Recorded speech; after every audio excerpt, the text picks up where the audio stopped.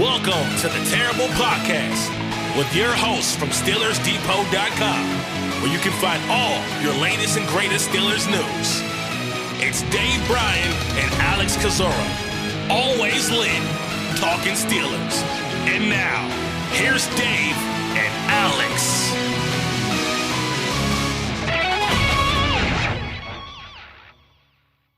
Welcome to the Terrible Podcast, Season 15, Episode 19. He's Dave Bryan. I'm Alex Kozora, SteelersDepot.com. Bit of an emergency episode today, and for all good reasons, as the Pittsburgh Steelers and Cam Heyward have reached a contract extension. Top line numbers, 3 years, $45 million. Will put him through Pittsburgh, I believe, until 2026, and should keep Heyward a Steeler the remainder of his NFL career. So Dave can break down the numbers. We'll dive into it, kind of a mini episode today, but the deal is done, Dave.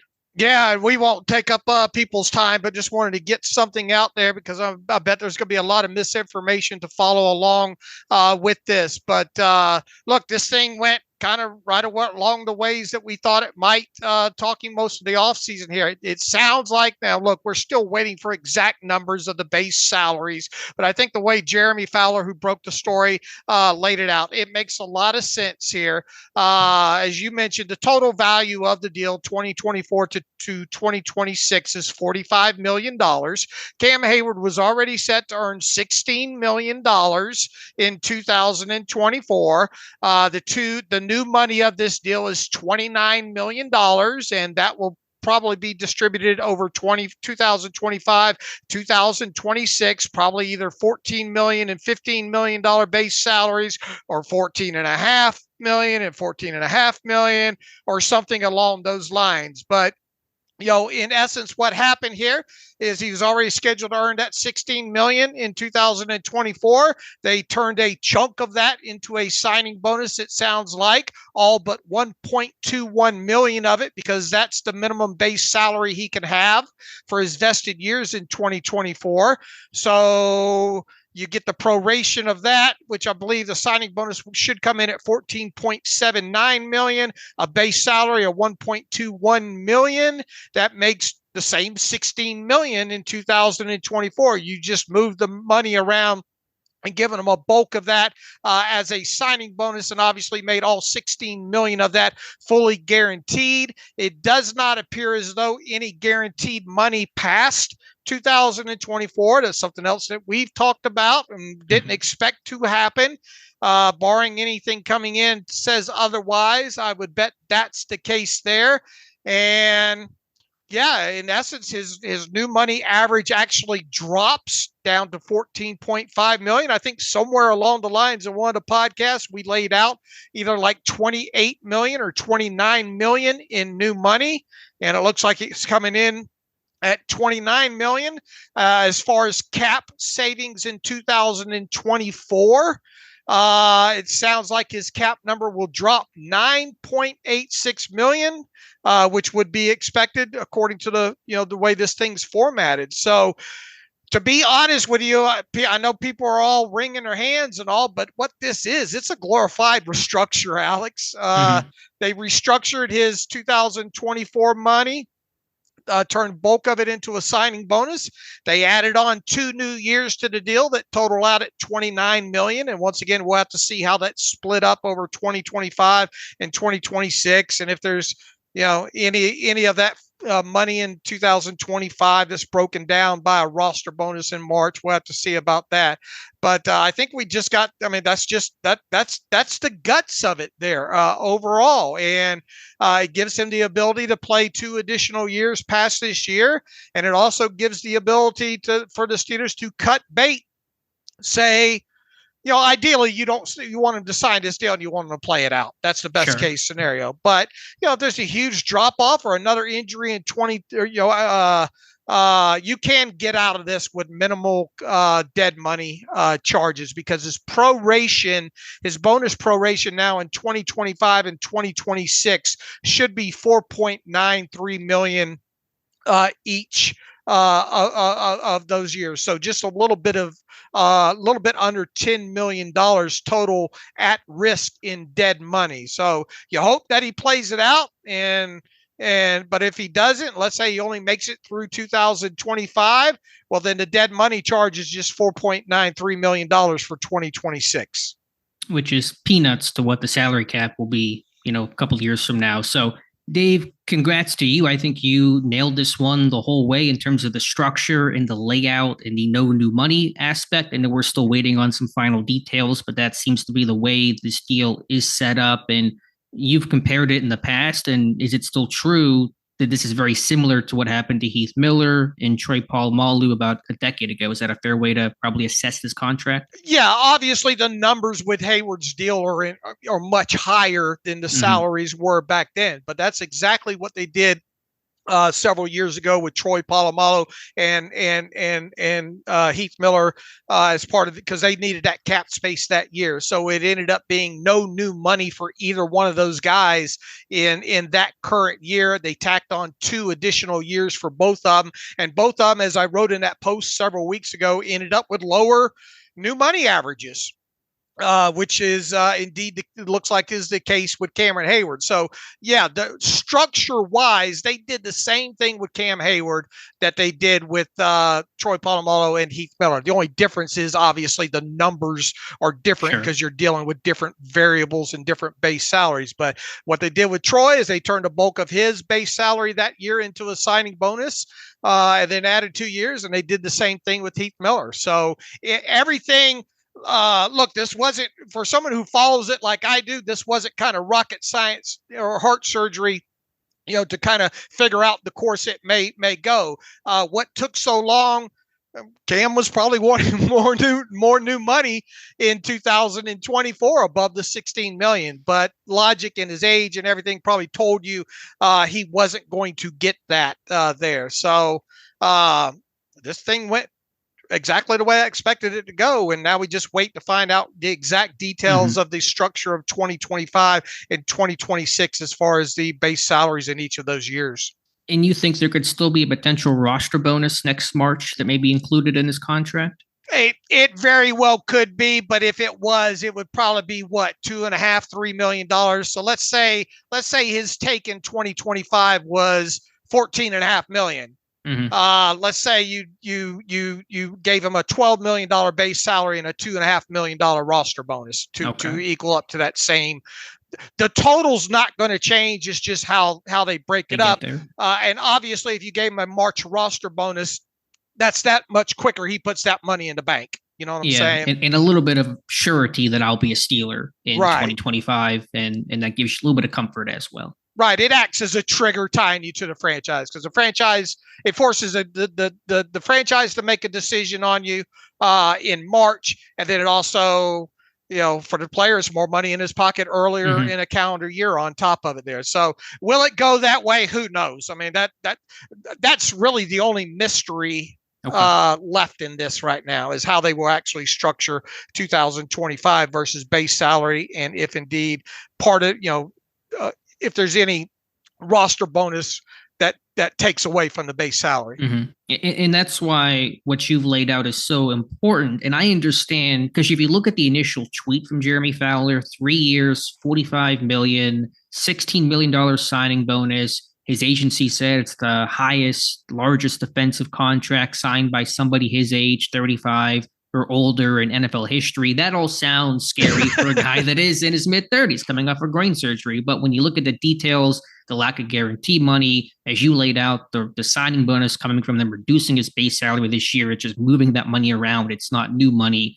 That's the part that I think people understandably are missing, because they're not all capologists the way that you are. But that's why you explaining it is so important to, I think, hopefully calm at least some of the nerves that might come when you read the initial tweets and details of this contract. Yeah, look, he was already scheduled to earn $16 million in 2024. He's still earning $16 million in 2024. This is basically, like I said, it's a glorified restructure. You're just adding on 2 new years of new money, none of which sound like it's guaranteed. And then instead of that $16 million he was scheduled to earn in 2024 not being guaranteed, now it's fully guaranteed. That's all that was done here. And look, I respect what they're trying to do in the media and the agents, doing that, because they wanted to. that's their job, to make this thing, to put as much lipstick on this thing as they can. But in essence, this is just a glorified restructure, and the byproduct of that obviously is lowering his cap charge, $9.86 million. And we talked the other day, I thought this domino would be the first one to fall, so that cap hit would lower with him. And then now I think we can expect the Pat Freiermuth deal to follow here very quickly. You better get over to your mom's and back real quick, because we might have to do another one of these before midnight. Mm-hmm. But and look, I mean, as far as the cap space goes right now, there's obviously enough room for an increase in a Pat Freiermuth extension, because his cap number should increase whatever his new extension is. And there's still a little cap room for you know who, if they wanted to give him if they wanted to give him a contract extension. That is one Najee Harris, for those who haven't heard Dave's one-man stand about that Harris extension, which we'll see. We got a couple days, and we expect Freiermuth to happen. Yeah, the question is, or one of the many questions is, what does Pittsburgh do with that additional cap space? Assuming a contract that is most likely from Freiermuth, how much cap space will that use in terms of the new deal, in terms of 2024? How much will that take up? I mean, roughly. Let's see. What is Pat Freiermuth's cap charge right now? Hold on a minute here. I had all just this to get an understanding of, okay, yeah. $9 million plus has been freed, we assume. Freiermuth will lead into that. How much is left over? What is kind of the net cap space gain by the Heyward deal being done and the assumption of the Freiermuth one coming before Saturday night? All right, Pat Freiermuth is scheduled to have a cap charge of 1.918057. Okay, so let's assume they keep his base salary the same as part of this deal. Okay. And let's say they gave him a $13 million signing bonus. Now, it all depends. You know, are they going to go 3 additional years with him, 4 additional years? That's where, you know, we're going to find out here pretty soon. But let's say they gave him let's say they gave him a $12 million signing bonus.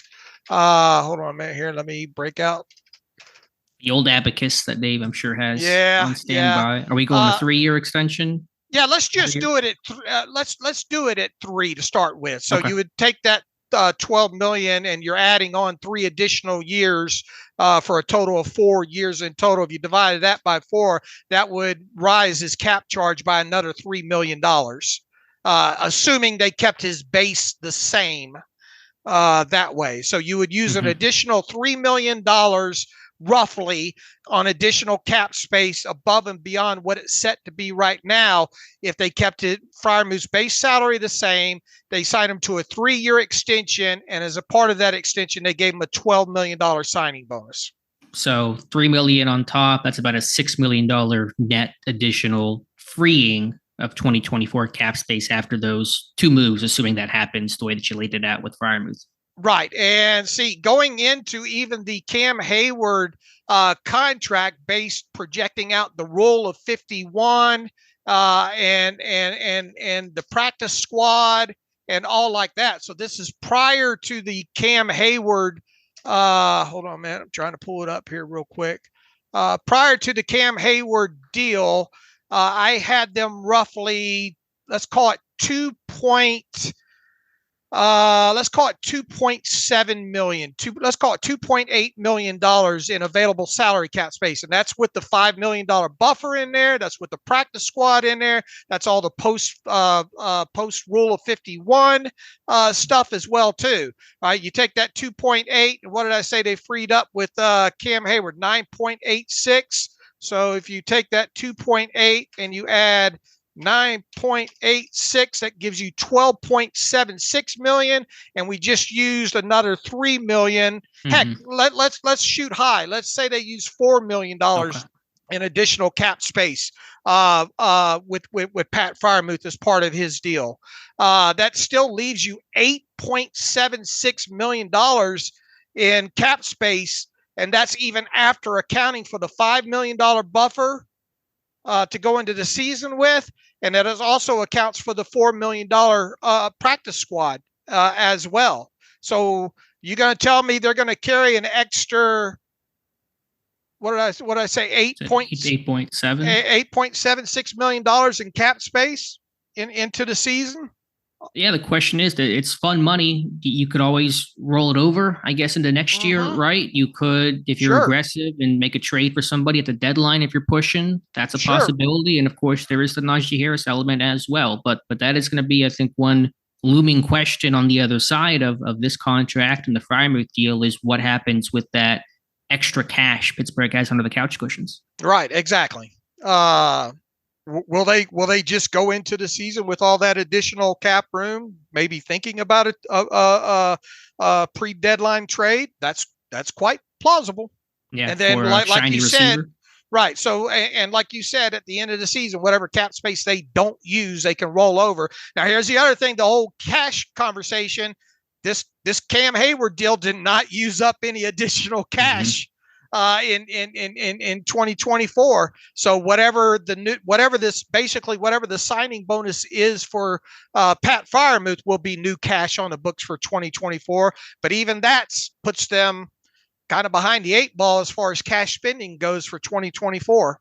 Yeah, now to be clear, that cash spending would be the entire signing bonus. That would not be the proration because that is the cap element, not the cash element of how these things were calculated, correct? Yes, sir. You are correct. Okay. So there you go. I just want to go back to Heyward and just say this because I think it needs to be said.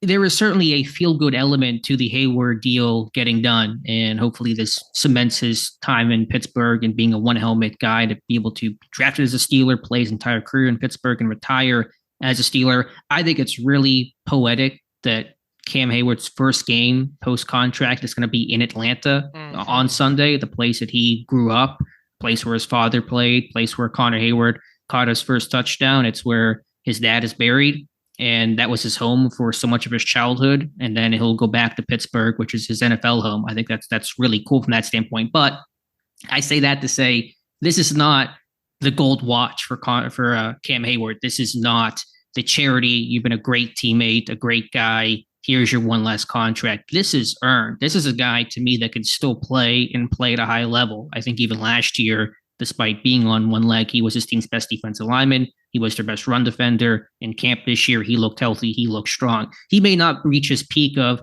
11, 12 sacks again. I think historically, guys his age, even with him being an exception to many others who've not gotten to this point, you haven't seen people hit that kind of status. But I think he can still be a 6, 7 sack guy, be really good against the run, and still be a really effective player this year and beyond because his asset is his strength and his power, and that tends to stay longer than it would be for a speed guy, for a finesse guy, where that withers away as you get into older age. And so I think there's still good tread on those tires for Cam Heyward. I want to make that point. This is not about what he did in the past. This is what he can be right now and even in the future for Pittsburgh. Yeah, they basically told him we still value you as a $14.5 million new money average guy, and then the leadership aspect, right? Yeah, I mean that's certainly a huge element of it. I wouldn't pay Cam Heyward just for the leadership element of it, but it's a component. That's a bonus. On top of it, they're a guy that understands your culture, can teach, face of the franchise, Walter Payton, everything on top of, what everything that you said, plus that element on top of it is bonus. And props to you for tweeting that out about the going back to Atlanta and how really it's football justice. And Cam Heyward saw that and retweeted it and added his own reply to it. So, that it really makes the story all that much better here. And also, let's be honest, if Heyward played out this year and went somewhere else in 2025, who was replacing Cam Heyward in Pittsburgh? There really is not that guy evident. I mean, Keanu Benton can be a sub-package guy, nickel guy, but he's still a nose tackle in your base 3-4, which you're running still about 1/3 of the time, which is still a heavy chunk of snaps. And so Pittsburgh has not had that long-term replacement. They need to find somebody sooner than later, but at least you have some comfort in assuming that Heyward can play at a reasonably high level. He's still going to be your guy for the next, let's say, at least 2 seasons. Agreed. So happy that it's done. Happy to get some movement here. Happy to have a contract that is not Brandon Ayuk for us to talk about. And then we'll see about Pat Freiermuth and Najee Harris and anything else that comes up along the way. Yeah, it should move fast now with Cam Heyward out of the way. So we, I don't know. We'll see if we make it to Wednesday morning, but we'll follow this up with another fuller podcast episode on Wednesday morning, obviously, and we'll talk a little bit more. But maybe the full numbers will be out by then. But we wanted to get something up for the people today. You got anything else to add? Nope, we'll talk Tomlin Tuesday and everything else on the Wednesday normal show, but just wanted to break in, share our thoughts here. Wanted to have you be able to lay it out. And again, kudos to you, Dave. You've called this one for months now. I know it's been a while, and I don't know if you were getting some cold feet about what this happened. I was getting a little bit of that, but happy it's done, and the way that you framed it seems to be exactly the way this thing is played out. Yeah, absolutely. I enjoy this. Boy, I get my blood flows and everything. It's my favorite part is contracts and cap and tape when it comes to my what I do now for the site and all. And great show. We'll be back on Friday, if not anything. I mean, on Wednesday, if not anything else to add. Alex, you can follow me on Twitter /X at Steelers Depot. Follow Alex at Alex_Kozora. Follow the show at Terrible Podcast. Email the show, theterriblepodcast@gmail.com. If you like what we do and want to donate, SteelersDepot.com. Hit the donate button up right navigational bar. Also, if you like an ad-free version of the site, SteelersDepot.com. Hit the ad-free button. Follow the directions that way. So until Wednesday morning, we think, as always, thanks for listening to the Terrible Podcast with Dave and Alex.